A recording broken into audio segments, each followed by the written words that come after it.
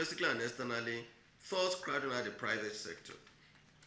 All right, live feeds there from Abuja. That's the central bank headquarters, where the governor of the bank, Godwin Emefiele, is briefing the press on issues discussed at the Monetary Policy Committee meeting that started yesterday, and they're actually rounding up now. And the big question is, would the rates be retained or will it be cut? We'll wait for the next few minutes. The governor will let us know that. But all the considerables, all the issues, all the fundamentals have been identified by the governor. So we wait to actually see the outcome of this. With complementary effects of capital flows and exchange rate stability, it nevertheless could also potentially dampen the positive outlook for growth and financial stability, as this would constitute a risk in sectors of the economy. On the other hand, whereas loosening would strengthen the outlook for growth by stimulating domestic aggregate demand through reduced cost of borrowing, it could nevertheless aggravate upward trend in consumer prices and generate exchange rate pressures. Committee also feels that loosening would worsen the current account balance of the country through increased importation. On the argument to hold, the committee believes that key have continued to evolve in line with the current stance of macroeconomic policy and should be allowed to fully manifest. Members noted that the developments in output and inflation in particular required effective close monitoring in order to gain clarity on the medium-term optimal path of monetary policy. In consideration of the foregoing, the committee decided by a vote of 8-1 to retain monetary policy rate at 4% and all other policy parameters. One member voted to reduce the MPR by 100 basis points. Consequently, MPC voted to 1. Retain MPR at 4%, 2. Retain RR at 22.5%, 3. Retain the liquidity ratio at 30%, and 4. Retain the asymmetric corridor at 200 and 500 basis points around PR. We thank you for listening.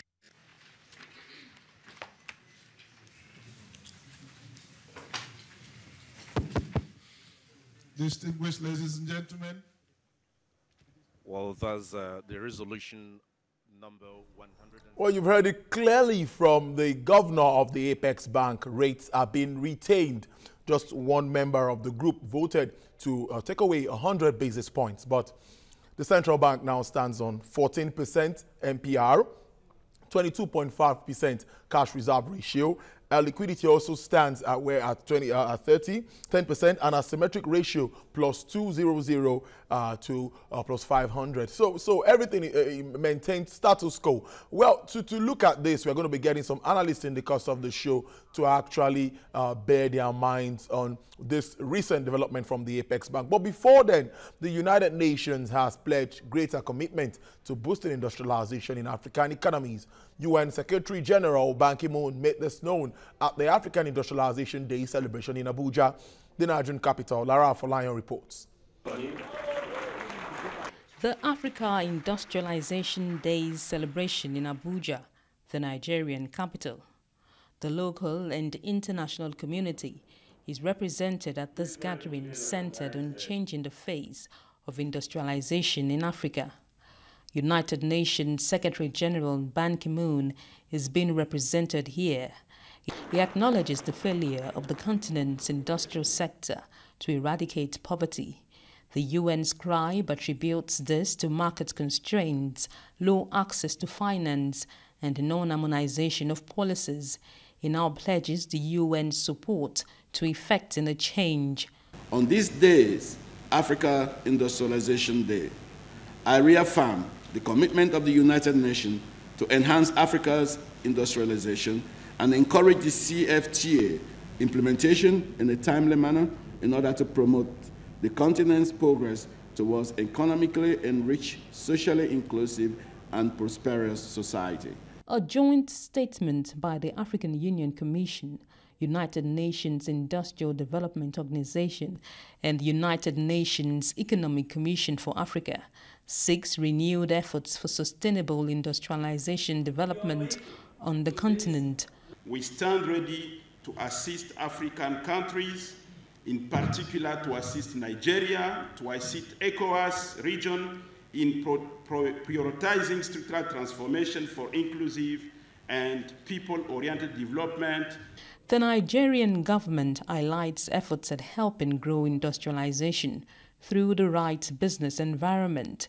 It reaffirms commitment to sustaining these efforts through public-private partnerships. We must build out our infrastructure, whether it's in terms of power, whether it's in terms of transport, whether it's in terms of rail and so on. But we must also focus on food security, agro and agro-allied industries.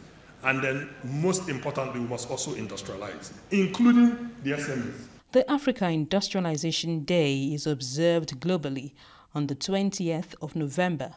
It is a platform that allows for talks on stimulating the continent's industrialization process while drawing the world's attention to the sector's problems. This year's theme is Africa Industrialization Development, a precondition for effective and sustainable free trade area. Lara Folayo, CVC News, Abuja. And back to the biggest story of the day, CBN retaining the monetary policy rate. I have an economist joining me via phone, Tokpe Fashua. We'll be discussing further on this. Thank you very much for joining us, Tokpe. Also via Skype, I have the Chief Executive Officer of Cowrie Assets, Johnson Chukwu. Thank you, gentlemen, for joining me on the show. All right. Thank you very much for inviting me.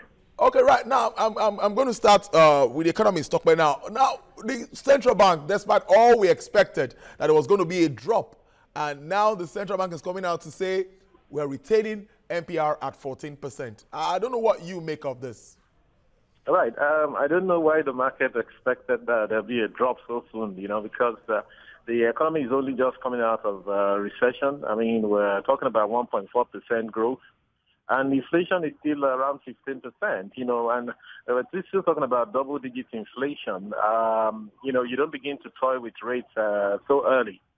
Though the central bank has signified that at some point in time it will start to ease up on rates, but it's not what they should do in a hurry, because if they do it in a hurry, they may find themselves where we're coming from. So the expectations of the market should be a little bit more nuanced than just the issue of drop the rates. We're saying, just drop the rate because it looks good to drop the rates. As a matter of fact, it's a lot more complicated than that. When they drop the rates, are the banks ready to lend to people? Are there not other issues that inhibit lending to producers and people who want to borrow from banks? And how well will the lending rates mirror the drop in MPR vis-a-vis the deposit rates? Because usually deposit rates will go down, but lending rates will remain where they are. Well, what about the other factors, like other kind of charges that banks take on loans? So I think our expectations should be a little bit more nuanced than just expecting them to drop the rates immediately. Well, some fundamentals here showing some positives there. 1.4% growth for the third quarter. Signs of recovery, foreign FDI coming in, stability in the forex market. And many are saying the economic growth and recovery plan is also another document that, if properly implemented, there should be, more stability in the Nigerian economy. So what do you think of all of these factors? The government is struggling hard to ensure they do the right thing. Foreign exchange rates have held for a while now. At least there's an expectation. People know what to expect, at least into the medium term, even if we can't tell what will happen in the long term. So if that's the case, and there's the ERGP coming on board, even though it's going to be we hear it's going to be piloted by the Malaysian consultant, and people are throwing up a little bit of dust in that area. But it's their duty. In my own particular opinion, I don't believe we ought to have gone into a recession in the first place.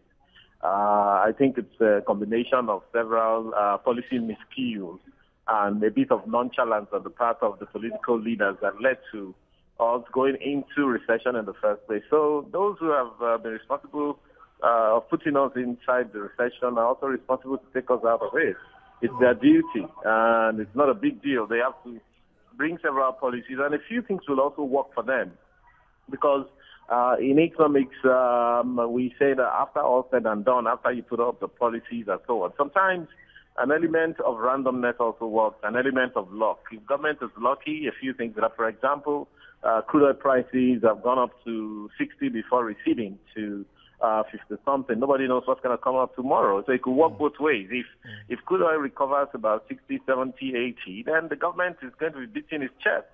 But what we are also saying is that the fundamentals are not there. They are not quite fixed.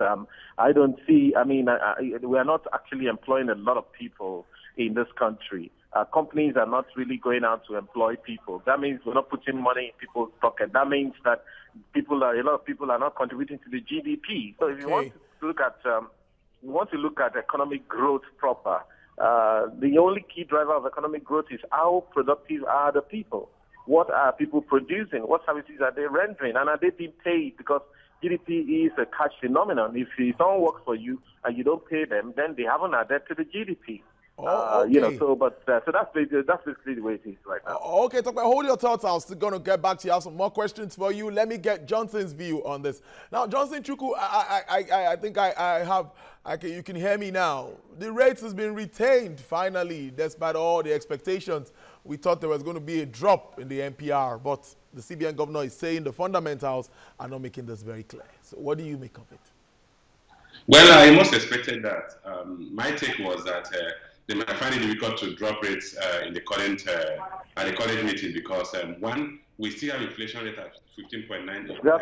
And if you listen to the CBN governor said that reducing the rates would actually lead to an uptick in inflation, and they couldn't afford that. So, but I expect that from next year they have no choice to bring down interest rate on some of the benchmark rates. If you look at the performance of the economy in the third quarter, you realize that the growth in the economy up to 1.4% was not broad-based growth.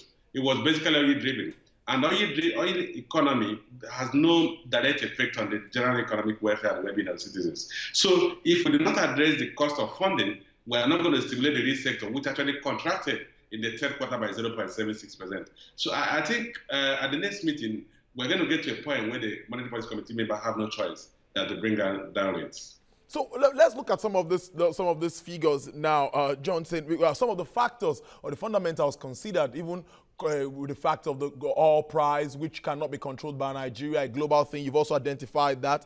External developments and also, the issue around non-oil sector contribution to the Nigerian economy. We still aren't there yet at all. Yes, absolutely. In fact, if you look at the third quarter GDP report, it's actually more frightening because it simply means that should oil price go down or should production go down, we go back to recession. If the larger part of the economy only account for only 10.04% of the GDP, if that segment alone could drive the growth in the GDP and the entire non-oil sector contracted by 0.76%, which some of us were actually worried about, because if you had followed some of my comments, I actually said that we are seeing a progressive decline in the non-oil sector growth rate. In the second quarter, we saw a 0.45% growth in the non-oil sector, which was tending towards the negative, which we have now seen the negative. Unfortunately, the government is not picking it up, because for me, that should be of great concern. Majority of Nigerians are actually engaged in non-oil activities.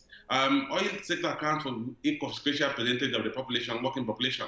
So if the non-oil sector is not growing, look at the sector that are not growing. Manufacturing actually contracted, ICT contracted, trade contracted, real estate contracted. It was only oil sector and the agriculture sector that grew by 3.06%. So, and the agricultural sector is still more of subsistence agriculture, subsistence farming. The skilled Nigerians are not working in the agricultural sector. So we need to look at what sectors, how do we stimulate the economy? And you cannot stimulate the economy because not to hold benchmark rates at current levels, because it simply means that this sector of the economy is being starved of funding.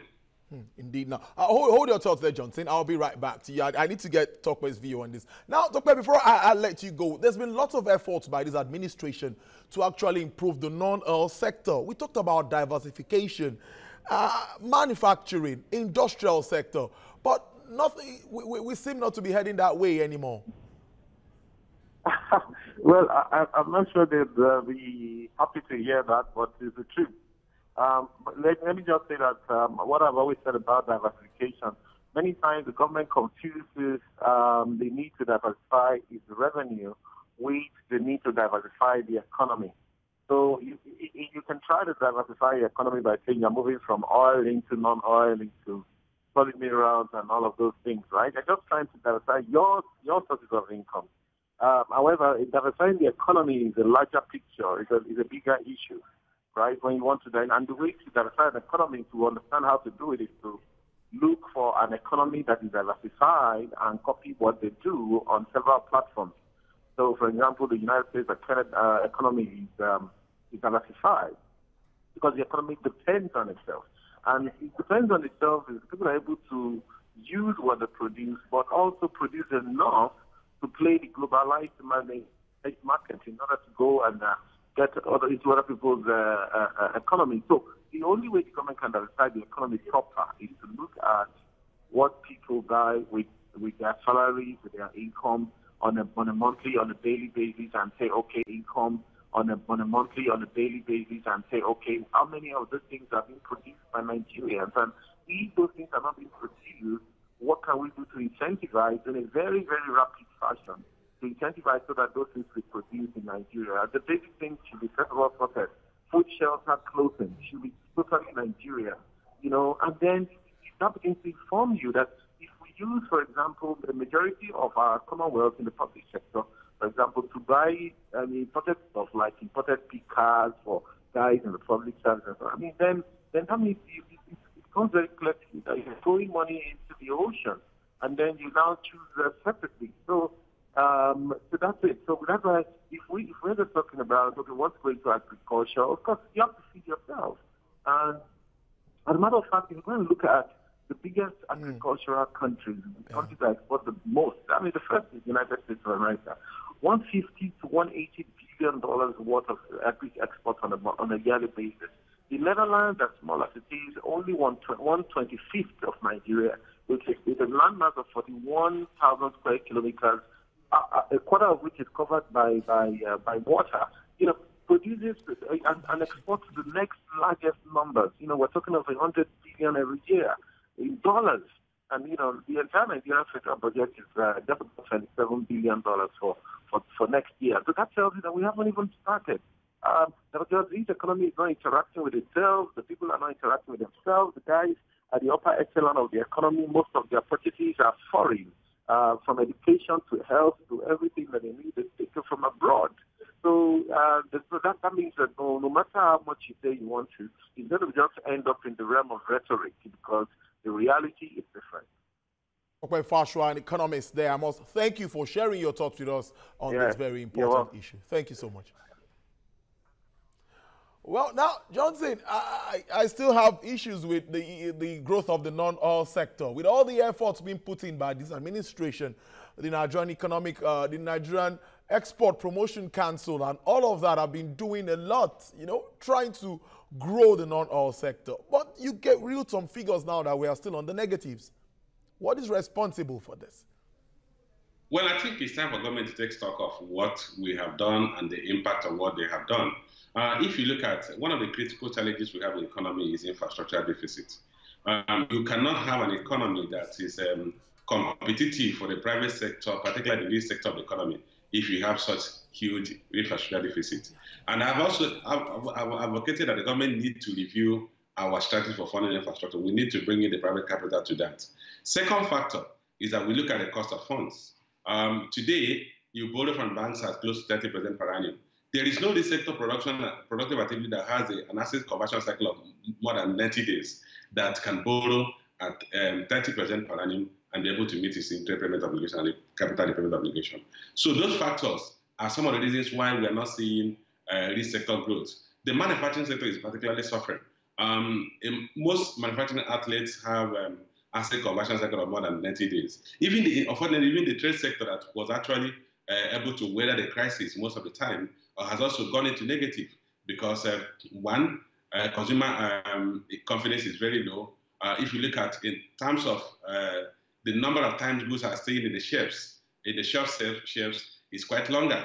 I mean, so you are seeing that consumer purchasing power is weak, and even those who are trading are not able to sell their goods. So we need to address, one, the issue of consumer purchasing power, which you have to do at what is the interest rate, and what's the availability of liquidity to the banks. The banks do not have liquidity and therefore not able to lend. We need to restore liquidity in the banking industry. We need to address the issue of cash reserve ratio and liquidity ratio.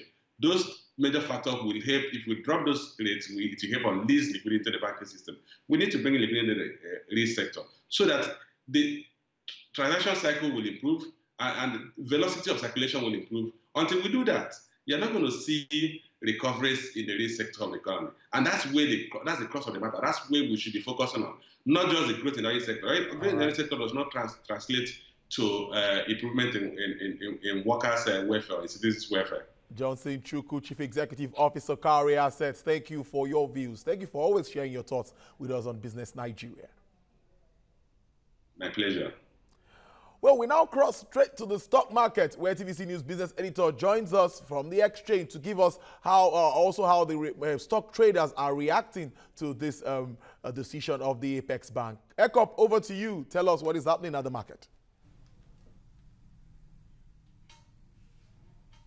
Thank you, Tolu. The market actually got down 0.25% and prices remained weak, even today when the MPC decision to maintain 14% of MPC rate still remains with the central bank. And so I turn to Tajuddin Olayinka, who is a dealer with Valmont Securities, to brief us on the trading pattern that he made on the floor. You're welcome. Thank you very much. The index down on this particular day that we hear from the finance sector that monetary policy rates will still remain at 14%. So how did that press the market? Yeah, well, quite frankly, that must have involved the decision of the traders, to move price down to that level. I mean, to allow the index to drop to that level. Most prices drop, especially for key, banking stocks and other real sector stocks. You see clearly that the expectation was quite different from what eventually happened. Market was hoping to see a proper review of rates, monetary policy rates, coming down so that they can give a self relief to the market itself. But that didn't happen. So I guess market reacted that way to say, okay, look, if you are not dropping this rate, let's still maintain our current position as well. We know that before the decision came, the banking sector, a kind of cautious behavior. They were jittery somehow. Yes. So that reflected on the floor. Were you directly connected to the MPC thing? Well, partly connected to that. And of course, again, don't forget that just in some days back, Moody rating agencies actually lowered the investment grade of Nigeria, so that also informed that. Okay. All right. So now let's look at the real closing of the day. We see that you had so many stocks coming down. Of course, you have explained the underlying reason. We see that Nigerian breweries was the biggest loser in terms of value, losing close to 5 naira. Yeah. So why? Well, Nigerian brewery, that's a surprise stock because a company that is paying good interim dividend should be going up, but it's going down. That has been the trend, over the last 1 or 2 weeks.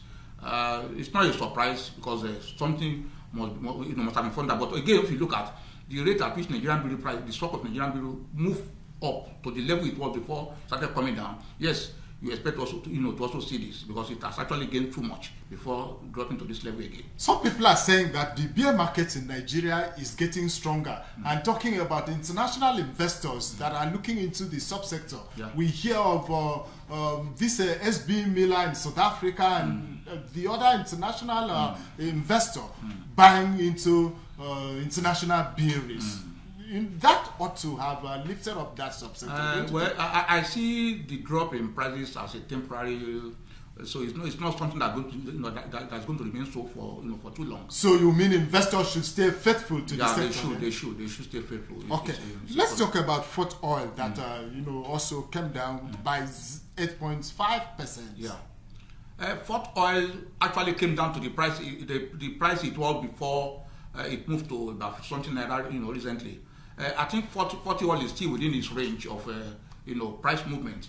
I don't see anything wrong with that company, other than maybe, investors are still expecting that more things should be done there to beef up the company and, of course, improve on the pricing. Thank you very much. We do not have enough time. I've been speaking with a dealer at Valmont Securities, Tajuddin Olayinka, giving us market close this day. Back to you in the studio. All right, many thanks, Ekop there. Market down 0.52%, despite the fact that the MPC, the rates are being retained by the Apex Bank. Well, that's a wrap on the show. Join us again tomorrow. Of course, the discussion continues with regards to Nigerian economy. Bye for now. Tulu Lokwe Gujobi. Next is news, and Veronica Tanikbo is standing by.